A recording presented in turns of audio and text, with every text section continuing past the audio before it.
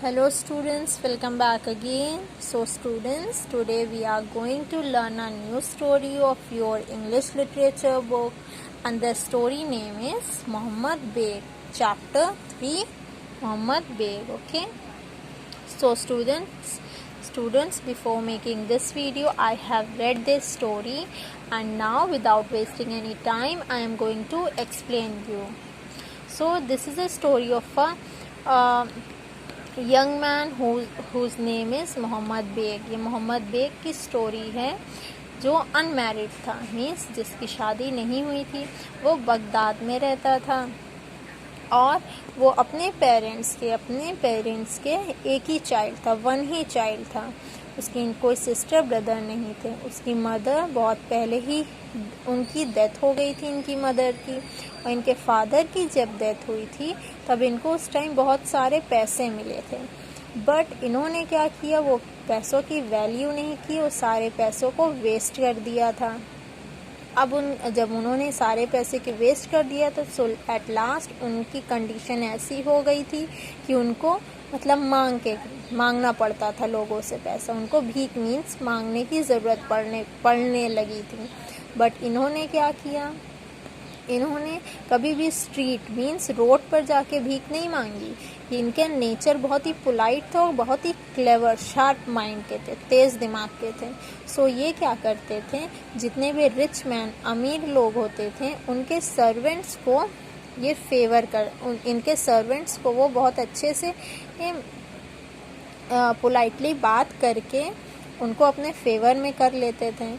और फिर उनको यूज़ करके ये रिच मैन पर तक पहुँचते थे और रिच मैन से ये मांगते थे पैसे। और कभी भी ये खाली हाथ नहीं आए, हमेशा इनको कुछ ना कुछ मिल जाता था। And now one day he was passing a big beautiful house at the gate of which some servant was standing. फिर एक दिन क्या हुआ, ये एक बहुत ही खूबसूरत घर के गेट के बाहर से गुजर रहे थे। उधर से बाहर वहाँ पर कुछ सर्वेंट्स खड़े थे जो बहुत ही अच्छे क्लोथ्स में थे। सो ये वहाँ पर भी कुछ पैसे के लिए, जो गरीबों को पैसा देते हैं अमीर लोग ना, सो उसलिए वो वहाँ पर गए और ये पूछते हैं, मिस्टर मोहम्मद बेग सर्वेंट से पूछते हैं, हुज हाउस इज़ दिस, ये किसका हाउस है। देन सर्वेंट इनको बोलते हैं, where do you come from good man, don't you know that this is the house of Barmecide who never returns away anyone empty hand. Servants पूछते हैं, तुम कहाँ से आए हो, क्या तुमको नहीं पता ये जो घर है ये बारमेसाइड का है, जिनके घर से कोई भी खाली हाथ नहीं जाता है। देन मोहम्मद बेग सर्वेंट से पूछते हैं, क्या वो मुझको कुछ पैसे देंगे, मेरी मदद करेंगे। तब सर्वेंट बोलते हैं कि you had better to go in and beg from our master, तुमको खुद ही बेहतर यही है कि तुमको खुद ही अंदर जाना होगा और मास्टर से मांगना होगा। So the young man went in, and after passing through many rooms, at last came to a very beautiful room where he saw an old man with a long white beard seated on a sofa. So जब young man ये Mohammad bag जब अंदर जाते हैं तो काफ़ी rooms के पास करने के बाद एक लास्ट जो रूम रहता है वो बहुत ही अच्छा खूबसूरत रूम रहता है, ब्यूटीफुल रूम रहता है। सो वो वहाँ जाते हैं तो वहाँ देखते हैं एक ओल्ड मैन बैठे रहते हैं, जिनकी बियर्ड, दाढ़ी वाइट रहती है, थोड़ी सी लॉन्ग रहती है। वो सोफ़ा पे बैठे होते हैं और वो ओल्ड मैन मोहम्मद बेग को बहुत अच्छे से उनका वेलकम करते हैं। देन मोहम्मद बेग बोलते हैं, sir I am a poor man, I have come to you for alms, I am very hungry. बोलते हैं, मैं बहुत गरीब हूँ, मैं आपके पास कुछ पैसों के लिए आया हूँ और मुझको बहुत भूख लगी है, मैं बहुत इस टाइम भूखा भी हूँ। सो ओल्ड मैन बोलते हैं कि तुम जैसे यंग मैन, ऐसा कैसे हो सकता है कि मेरे रहते हुए, मैं बगदाद में हूँ और तुम जैसे यंग मैन भूखे रहो, मेरे रहते हुए कोई भी मीन्स भूखा कैसे रह सकता। उनका कहने का मतलब ये था। देन ये बताते हैं मोहम्मद बेग कि सर मैंने सुबह से कुछ भी नहीं खाया है। देन ओल्ड मैन बोलते हैं, what are you dying of hunger, Here slave bring water that we may wash out hands before we start eating. Then ये बोलते हैं ओल्ड मैन कि क्या तुम क्यों भूख से अपनी जान दे रहे हो? यहाँ पे देखो मेरा स्लेव, मेरा सर्वेंट आया है पानी लेकर, चलो हैंड वॉश कर लो, अपने हैंड को वॉश कर लो खाने से पहले और फिर हम लोग खाना खाएंगे.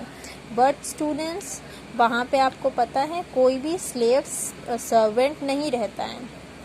मोहम्मद बेग देखते हैं कि ओल्ड मैन जो हैं वो अपने से ही रब कर रहे हैं हैंड और ऐसे प्रिटेंड कर रहे हैं, मीन्स दिखावा कर रहे हैं कि जैसे उनको कोई हैंड वॉश करा रहा है, ऊपर से पानी डाल रहा है, पोरिंग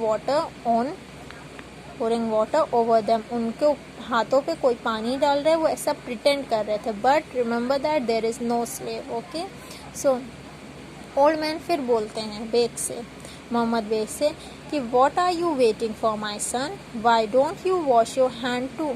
तुम किस बात का इंतज़ार कर रहे हो, क्यों तुम भी नहीं अपना हैंड वॉश कर लेते हो?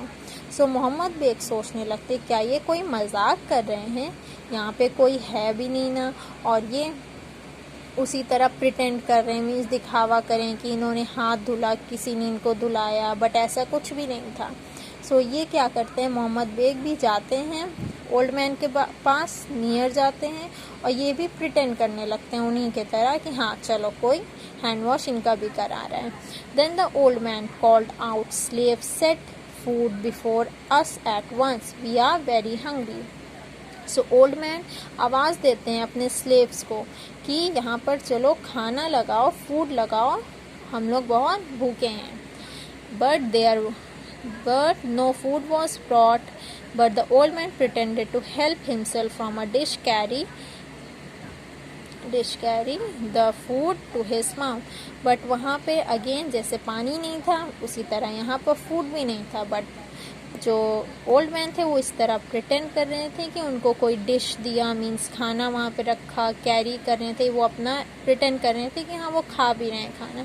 और वो मोहम्मद बेग से बोले कि eat my son eat, help your self as if you were in your own house. खाओ बेटा खाओ, ऐसा सोचो कि तुम अपने घर में ही हो.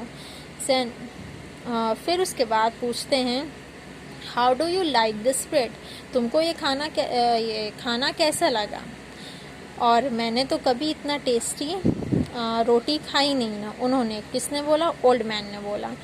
देन मोहम्मद बेग रिप्लाइड करते हैं, बोलते yes replied the young man who could see neither any bread nor any other items of food. It is really very very tasty. I have never tasted anything like in my life. Then Mohammad Beg बोलते yes ji sir, बिल्कुल ये बहुत ही अच्छा और tasty है. इस तरह खाना तो मैंने कभी खाया भी नहीं ना अपनी कोई लाइफ में. जबकि आप लोग भी जानते हैं कि वहाँ पे ना कोई ब्रेड थी ना कोई फूड था. मोहम्मद बेग भी जानते थे, बट अब वो क्या करते हैं,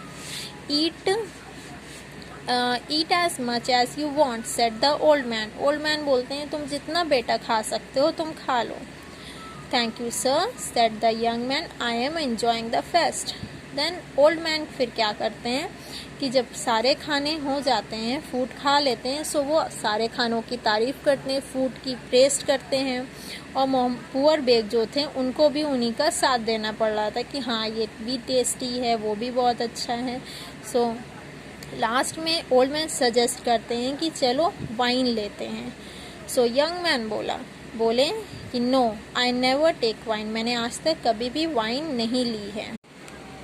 But when the old man said it was impossible for him to drink alone, the young man agreed to take a little wine with him. However, the old man pretended to fill their glasses so often that at last Mohammad Beg lost his patience.